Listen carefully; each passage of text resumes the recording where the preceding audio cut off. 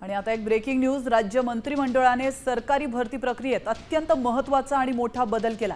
सामान्य प्रशासन विभागाच्या नवीन निर्णयानुसार ज्या राखीव प्रवर्गातील उमेदवारांनी वय, शैक्षणिक पात्रता किंवा अनुभव सवलत घेतली आहे त्यांची नियुक्ती आता केवळ राखीव प्रवर्गातच केली जाणार आहे। अशा उमेदवारांना आता खुल्या प्रवर्गातील जागांवर दावा करता येणार नाहीये असा मोठा निर्णय मंत्रिमंडळाने घेतला।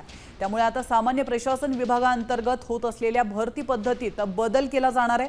नवीन बदलानुसार राखीव प्रवर्गातील उमेदवार आता फक्त राखीव प्रवर्गातील रिक्त जागांसाठीच पात्र असणार आहेत। दरम्यान मंत्रिमंडळाने आज वेगवेगळ्या विभागांतर्गत 14 मोठे निर्णय घेतलेत। पाहुयात ग्राफिक्सच्या माध्यमातून हे निर्णय नेमके कोणते आहेत।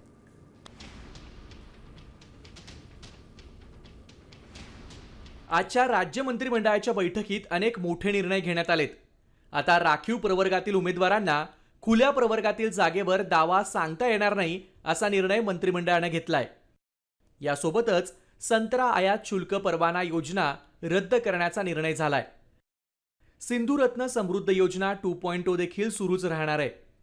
मृद आणि जलसंधारण विभागात 8767 पदांना मान्यता देण्याचा निर्णय देखील बैठकीत झालाय।